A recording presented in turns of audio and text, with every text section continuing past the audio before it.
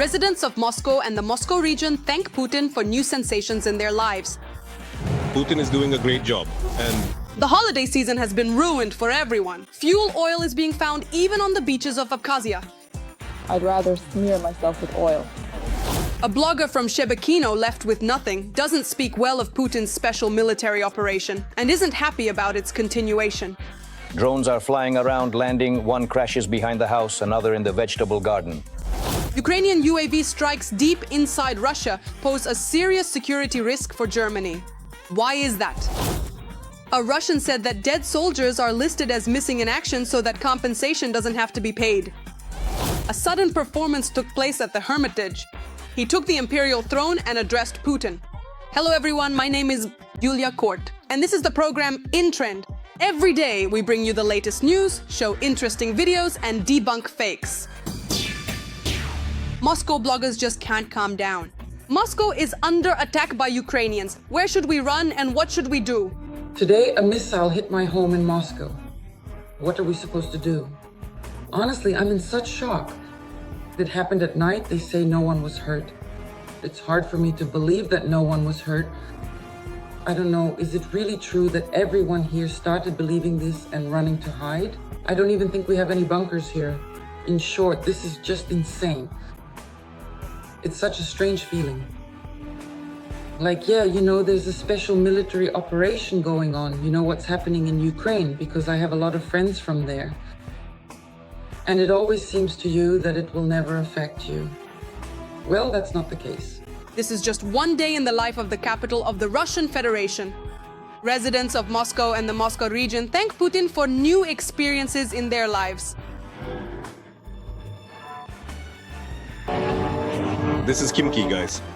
Nititos, knock it down with your dick. It got closer.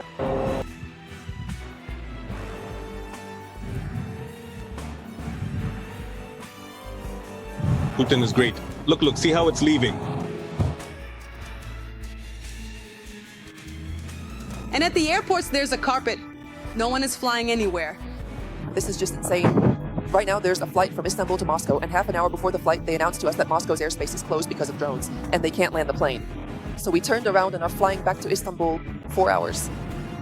And instead of being home in half an hour, in 3 hours, I'll be back in Istanbul. They are still flying, but not to Moscow, but to Kazan. And if you're lucky, Istanbul. This particular night was not as restful or comfortable as you expected. Welcome to Kazan.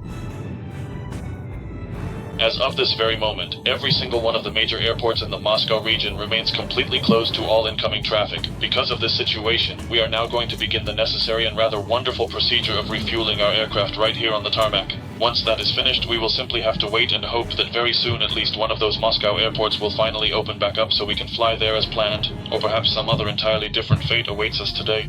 Thank you for your attention.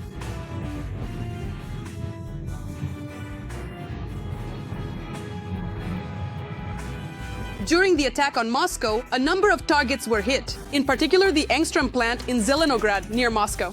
This enterprise is an important component of the Russian military-industrial complex and is involved in the production of microelectronics, radio electronics, optical systems, and robotics for the enemy's military needs.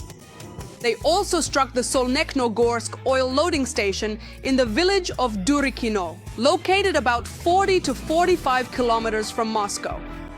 The Moscow oil refinery. In addition, the Security Service of Ukraine announced the strike on the Volodary 2 oil pumping station.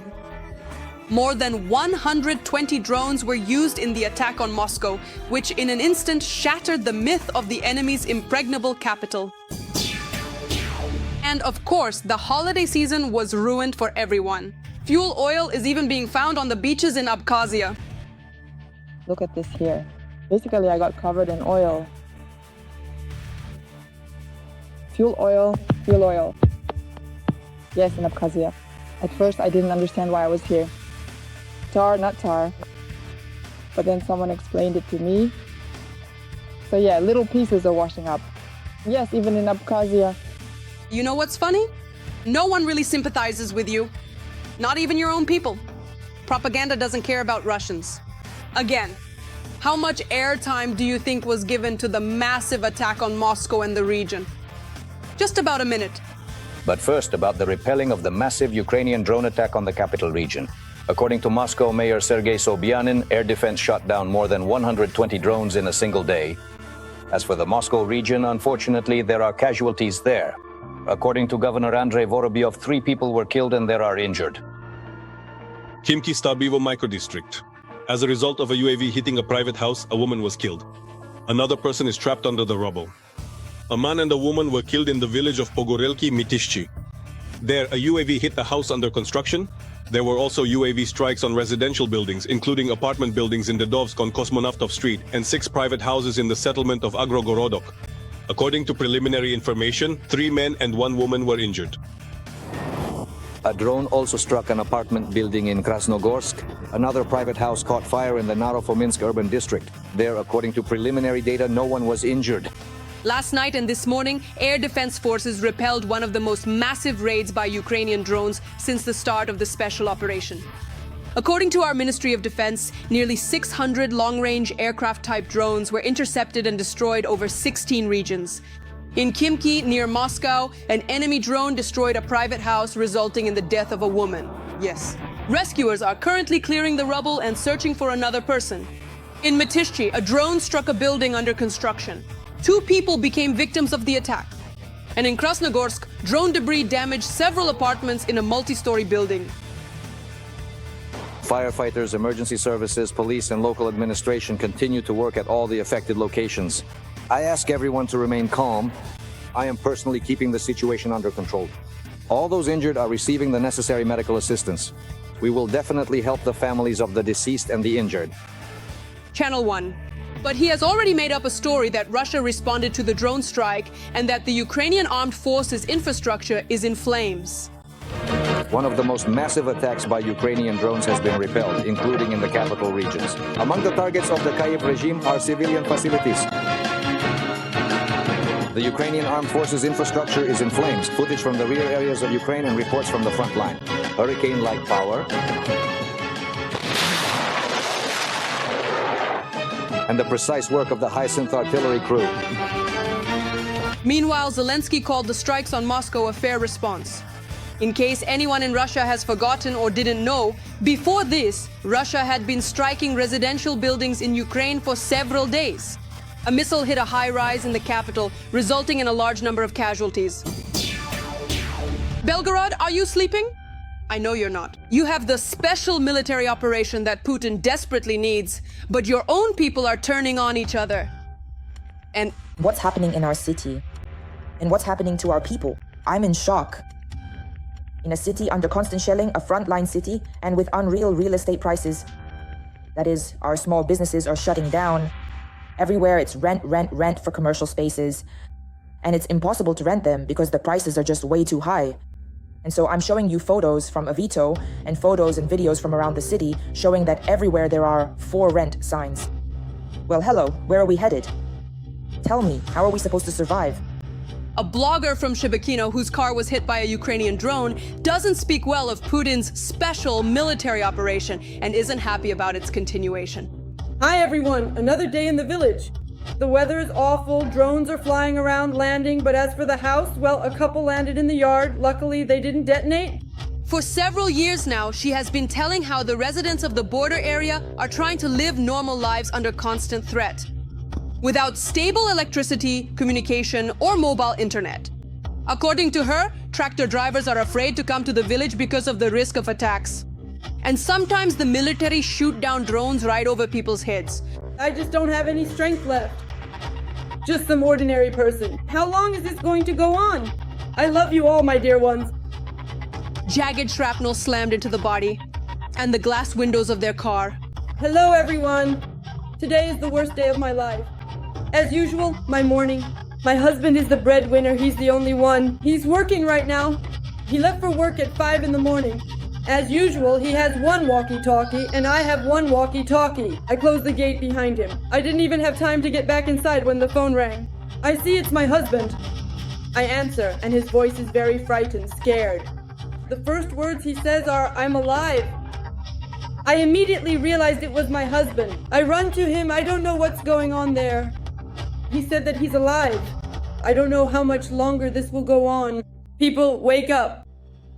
You can't live like this. Why does everyone just not care about us? Our people here will beat everyone up. Please pay attention to us. What are you doing? We're living people. Ukrainian UAV strikes on Russian groups pose a serious security risk for Germany. This was stated by a female deputy.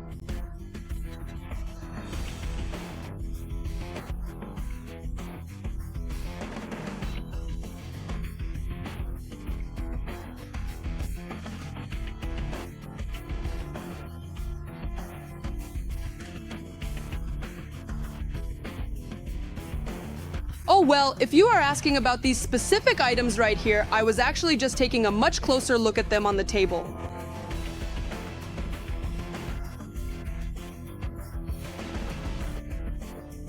These completely empty-headed, cotton-brained, and heavily paid-off politicians. This is the prominent and influential co-leader of the political party known as the Alternative for Germany, Alice Weidel. Alternative? You get what kind? The pro-Putin Kremlin has been promoting and funding this lady's party for a long time, so that she would speak in the European Union on their behalf. But as for Russian propaganda, well, you can see for yourself what comes of it, and all this is happening in the rear, but what's happening at the front? Russians say that fallen soldiers are listed as missing in action so that compensation doesn't have to be paid. His relative's son died at the front. The family provided all the details, where and how he died, what hit him, and so on. But instead of officially recognizing his death, they simply change his status to missing. They were told where and how their son died. And in 6 months, he is supposed to be officially declared dead because he knows where he died. He wasn't recognized as dead, he was declared missing. Here, one woman writes that after a year, he will be declared dead and all the payments will be given. We have a guy here in the village. He died more than 2 years ago, and he is still officially listed as missing in action, even though they also know where and how he died and so on. But they don't recognize him as dead, they just declare him missing in action. That's thanks to Putin and the Ministry of Defense. Some are living it up, while others are left without family or money. Make the right choice, otherwise even after 5 years, people still don't get it. Well, I'll keep showing the graves of mobilized soldiers and contract servicemen in Russia. And this is occupied Crimea, Sevastopol. Russia has arrived.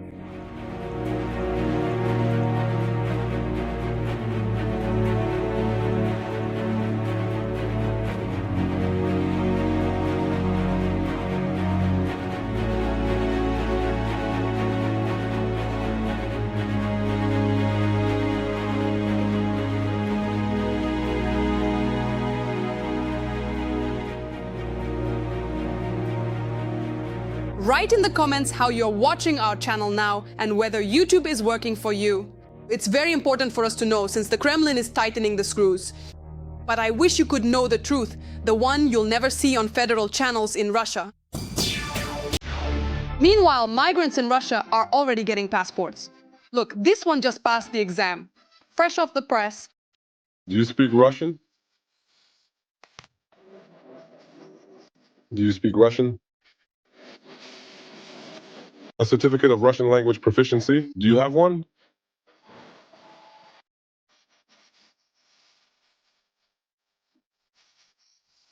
Did you take the Russian language proficiency exam? Yes, I actually did do that all by myself. You did?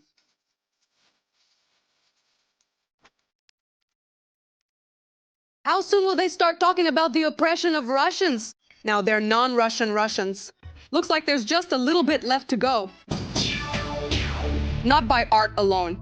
There was a sudden performance at the Hermitage. A man with knives took the imperial throne and addressed Putin.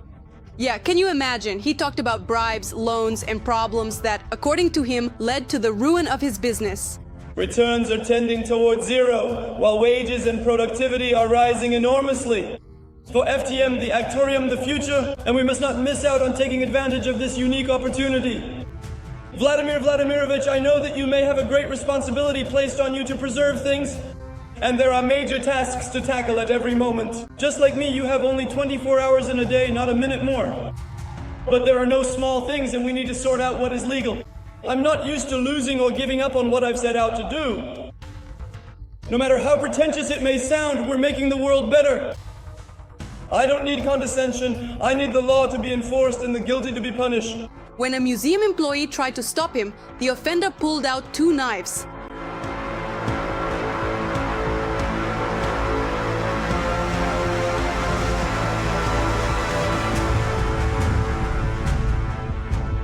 Unfortunately, after that, visitors were urgently evacuated from the hall. As for the man himself, he was detained by the National Guard officers. Now, let's get back to propaganda. It's easy to use an old woman, as long as it brings back at least a little bit of shine to the image of the Kremlin grandpa. Zarubin once again focused on Putin's teacher. The teacher, on camera, expresses admiration for Putin. This is already, the last chance to boost ratings that have been falling all month. Well, tell me, in what other country would we be shown footage where your former student personally comes to pick you up in a car, escorts you, helps you get seated? Show me where else this happens. And remember, in 2017, Putin visited the 90-year-old human rights activist Lyudmila Alexeyeva and received her gratitude. Even then, propaganda used they fully exploited a frail woman who was no longer entirely lucid. Now propaganda is repeating this with Putin's 92-year-old teacher, who also isn't quite aware anymore. Well, what do you think about this? Write your thoughts in the comments. Don't forget to like this video and be sure to subscribe so you don't miss anything interesting. They never stop boasting about their sarma. Every year it's the same thing, and then they quiet down when the test fails again and it crashes. Nuclear deterrence is the cornerstone of Russia's security, declared Putin's spokesperson Peskov. A question inevitably arises, I think. We have these powerful bombs. So what? It turns out that a nuclear power can be nibbled at and even bitten. Look, but you can't threaten a nuclear power. You can't threaten its existence. This gives us the confidence to be sure of that, and it is the foundation of nuclear deterrence. Nuclear deterrence is an integral part and the cornerstone of our national security as a whole. It is precisely the threat to existence that is terrifying. Of course. There's nothing Russians won't swallow. As long as they can shout, "We can do it again," without even figuring out if they actually can. Nothing unusual, just. On Russian television, they're summoning the spirit of Epstein. This is Max, Artem Basov reporting. No, this is not a joke. But as they say, the most notorious villain of modern history. For some reason, he didn't show up and didn't help the psychic pass the test. So is he alive then? Just now, the Tempi summoned the spirit of the most notorious villain of modern history, Shefrik Einstein, without delay. And everyone is calm about it. Wait a second, did he actually come? Yeah, that's right. And now you're speaking English with me? I would like to ask you, who exactly are you, and what is your purpose for being here with us today?